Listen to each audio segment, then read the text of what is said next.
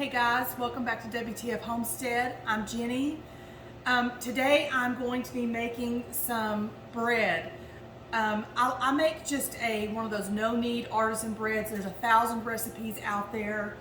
Really nothing special about mine. There's a couple of different things, of course, like every recipe that I do a little bit different just because I like the flavor that way.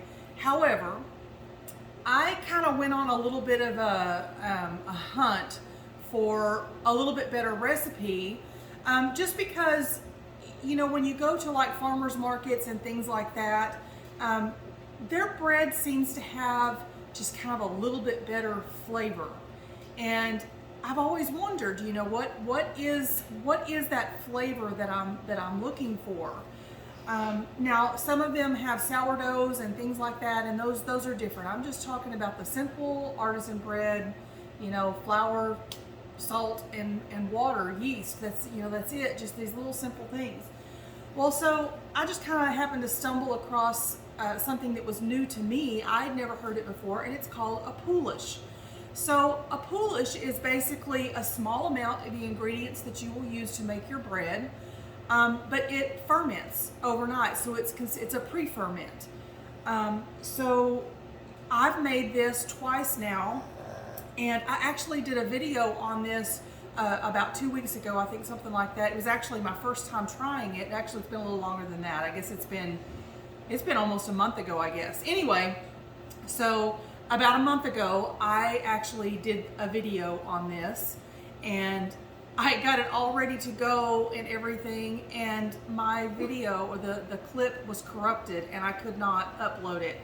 And I was so bummed. I tried everything I could think of to try to save that clip, and it just would not work. So now I'm back. It's a few weeks later, and here I am. I'm going to do it again. But I've been able to kind of tweak it a little bit, and we really like it. So a poolish is, like I said, a pre-ferment. And it helps develop the gluten strands a little better, so you'll get a little fluffier type bread out of it. But the biggest thing to me is the flavor. It changes the flavor. So you put a bread that you make, just a regular artisan bread that I make right now, everything's done in a couple of hours, up next to one that I have let the pre-ferment go overnight. And to me, the flavor is just completely different. It has a much richer, a nuttier flavor, and I just like it better. So I just figured I would show everybody. It was new to me. I had never heard of it.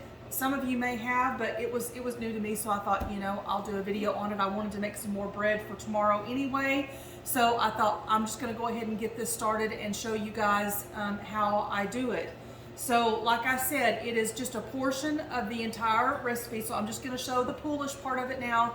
And then in the morning when I come back, or tomorrow sometime whenever I finish the bread, I'll come back and I'll show you from that point on how I make my bread. It's super easy. It is the same ingredients. You need flour, water, and yeast, and salt. And for me, one of the things that I add, I like just a little bit of sugar in mine. Some people use honey, and to be honest with you, I have not tried it with honey yet. It does sound really good, but I like it with just a little bit. And I mean, it's a little bit. I use anywhere between 1/8 and 1/4 of a cup. I don't measure. I just put a little bit in there. So it's somewhere in there, but it's not enough to make the bread sweet. But to me, it just changes the flavor of it, and I just like it better.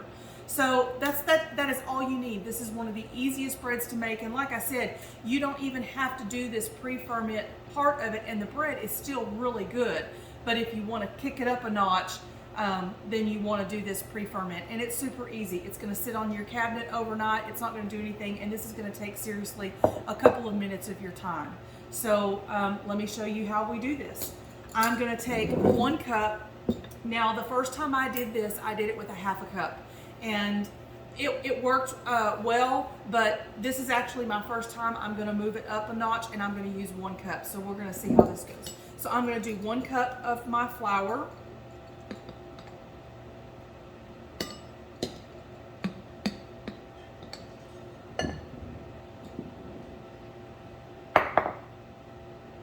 Okay, and then I'm going to do 1 cup of water. Now, the water is just about like what you would want to do a baby's bottle. So it's warm enough so that when I touch it, I can feel it, but you don't want it hot. So, and I'm gonna do 1 cup.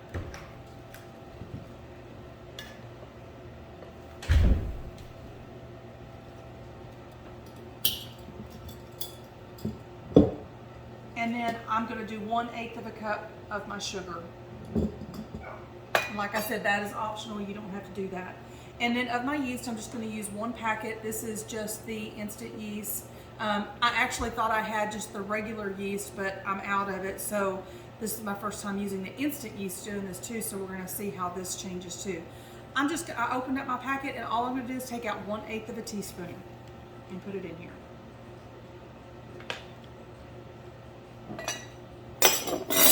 And then I'm just gonna stir it.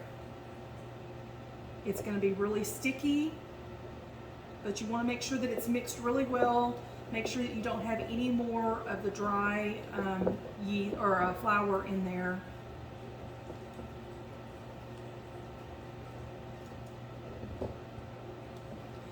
And you want to leave this, you know, if you'll do it during the, I mean, you could get up and do it early in the morning and let it sit all day long, like if you were going to work or something like that.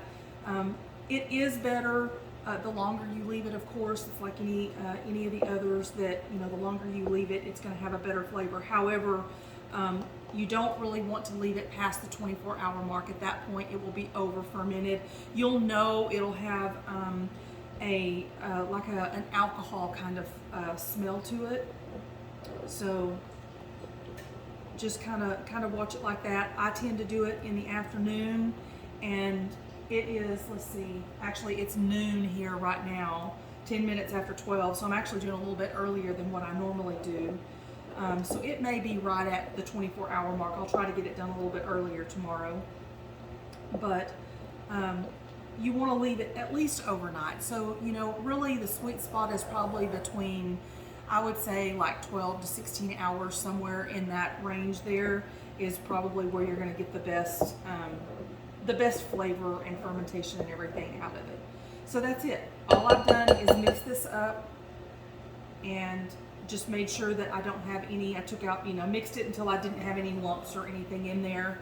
And there's not any more dry flour. Let me see if I can get that close enough for you to see, maybe. So it's, that's all it is. I'm gonna put a lid on it, and I'm gonna leave it sitting on my cabinet. My house is really cold, and it tends to take things a little bit longer, so just kind of figure out where you want to put it. You really don't want it to sit any place really cold, but you don't want it to sit any place really warm either.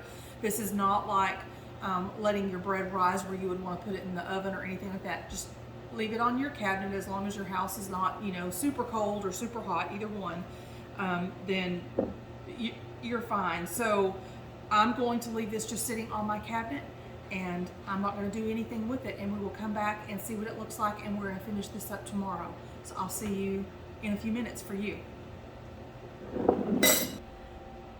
Hey guys, welcome back. Okay, it has been right at 24 hours. It is 12:26. So I'm going to go ahead and get this going. The next thing is to get it mixed up, and then we're going to set it someplace and let it rise for about 2 hours. So this again is only going to take a couple of minutes. It should be super easy. I've got the rest of my yeast here. This is what our poolish looks like this morning, and it smells great. I don't know if y'all can see all the little bubbles and stuff in there. So that's what we want. Yay. Okay, so I'm going to, let me grab another cup of water right quick. Okay, I grabbed my water. I forgot it. So the total recipe for this bread calls for 3 cups of flour, 1 packet of yeast, and 1.5 cups of water. I do add that little bit of sugar in there. That's totally up to you. You can do sugar, honey, or just leave it out. That is it. So if you were making this recipe without the poolish, you are going to add all of your ingredients into your bowl right now and just act as if you don't have the poolish. So from this point on is what you would do if you did not want to take this extra step the night before. But if you're doing the poolish, you've got to remember that we did 1 cup of water and 1 cup of flour. So we're going to deduct that from what we're going to add today. So hopefully that made a lot of sense there. So I'm going to add in my flour. So I need a total of 3 cups. I put a cup in, so I'm going to put 2 cups of flour.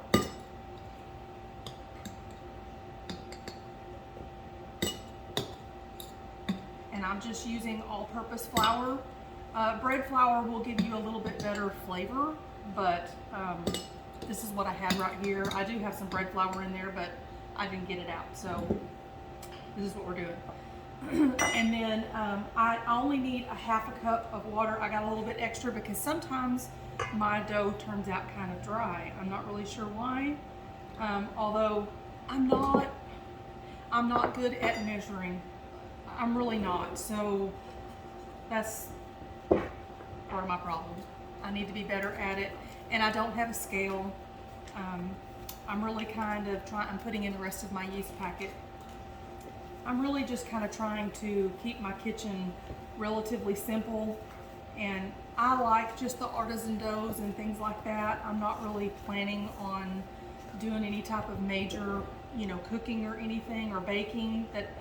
So I don't know. I haven't really decided whether it's really worth it for me to get a scale. They're not expensive, but as of now I don't have one. So I just measure everything, and then I'm not very good with that.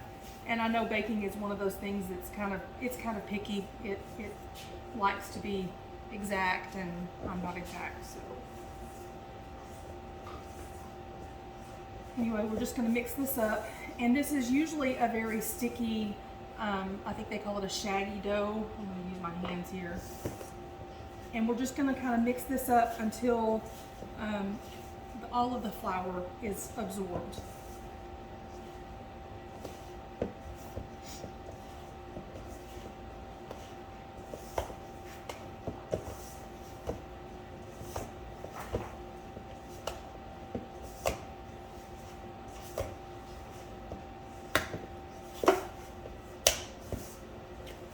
Doesn't really take a lot of effort here, and I have my KitchenAid here with the dough hook, and I don't know, this is one of those that I don't do it on, so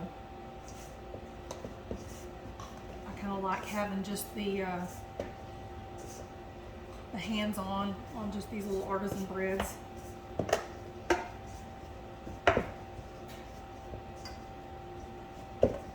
So that's it. I'm just mixing it until it is fully absorbed, like that. And now all I'm going to do is I'm going to cover it with a damp cloth, and I'm going to set it someplace relatively warm, not hot, just warm. So like I said before, my house stays relatively cold all the time. So I put it in my oven with just the oven light on. I can, and I have actually, where I've turned it on to just, I think my default setting is 350, so I just turn it on for seriously just a couple of seconds and then turn it right back off, and there's just enough heat built up in there that my light will maintain it. So I'll just set this in there and leave it for a couple of hours where it's nice and comfy in there, and until it doubles in size. So we will be back here in a couple of hours. Okay, it's been a little over my 2 hours, and this is what it looks like. I checked it just a little while ago, and it had risen more than this, but we had to leave for a little bit, and I don't know if this fell or what, so I can tell you that it's never looked like this. So I'm not really sure what it's going to do. We're going to see if this works. Hopefully it will. I'm just going to put a little bit of flour out here on my cabinet.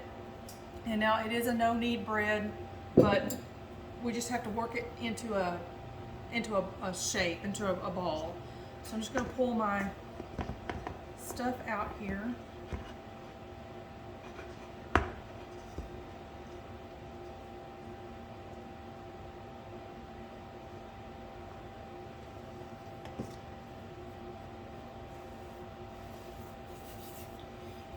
And I'm just going to kind of turn it over just a few times just to try to kind of smooth out that top just a little bit.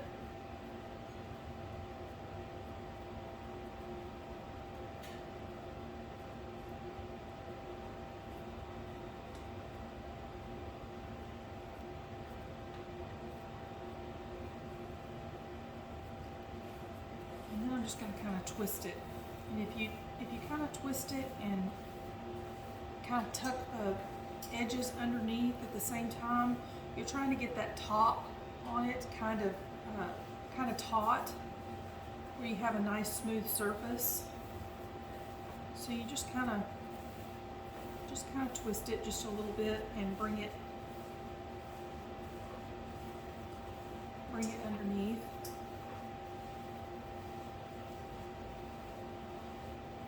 I'm really hoping I didn't mess this up by leaving it too long. I have just a piece of parchment paper here, and I'm just going to set this right in the middle of the parchment paper. I have my oven preheating to 450 degrees, and I have my Dutch oven inside the oven heating up as well. We want to be able to put this into a hot oven. So I'm going to leave this sitting here on the cabinet just like that, untouched, until this comes up, until the oven comes up to heat. Shouldn't take but about, I don't know, probably 10-15 minutes, something like that. I just turned it on. So as soon as it comes up to heat, we'll come back and put it in the pan.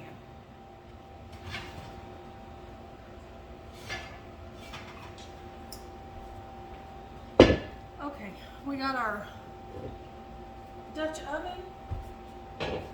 It's good and hot. All I'm going to do is set this paper and all down inside my pan here, and then I'm gonna cut the top of it. This is just you can use a sharp knife or a razor blade, whatever. This is called a bread. It's either a lame or a lame. I've heard it pronounced either way. It's spelled L-A-M-E. I'm in Texas. It's a lame to me. All I'm going to do is cut a slice on the top of it, and all that really does, from what I understand, is it kind of, you're telling the bread where you want it to crack, where you want it to rise. So, and it makes for a prettier loaf, but that's it. So I'm just going to put a couple little slices in here, and you can kind of decorate them however you want with your slices. I'm just going to do pretty much a gash on there, and I'm going to put my lid back on,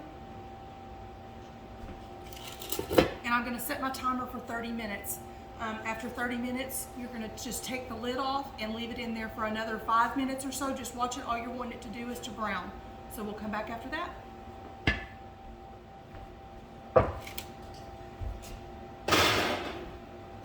It looks so good. I think this is one of the prettier ones I've done. Take it out here.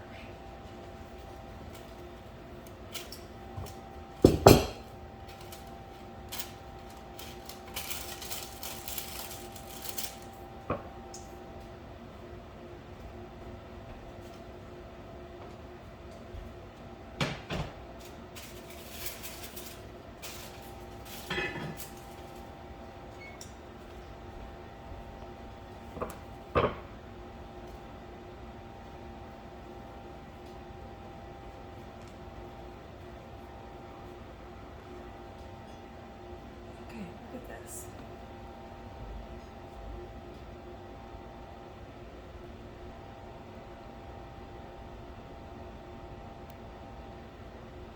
It smells so good.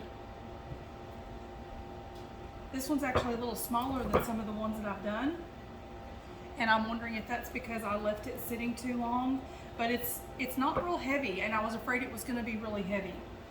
So far so good. I'm going to go ahead and cut it.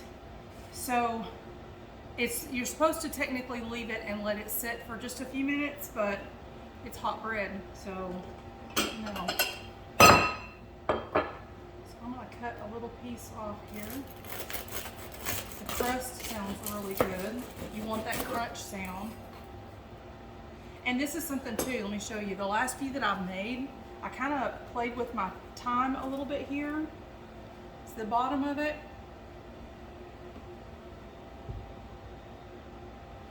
So it actually looks pretty good this time. It's still kind of dark in a couple of places, but I've had some that were, they were very dark on the bottom, and I didn't like that. And I've moved my rack a little bit, so I don't know if that made a difference.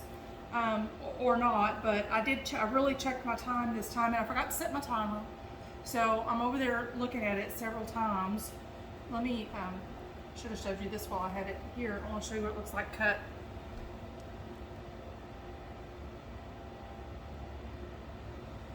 So it doesn't have as many air pockets, which I think that's, it usually has several pretty large air pockets in it. And I think that's just because I didn't get it within that 2 hours. I think I let it go too long. But as long as it still tastes good, then I think we're gonna be okay. So let's get some butter on it.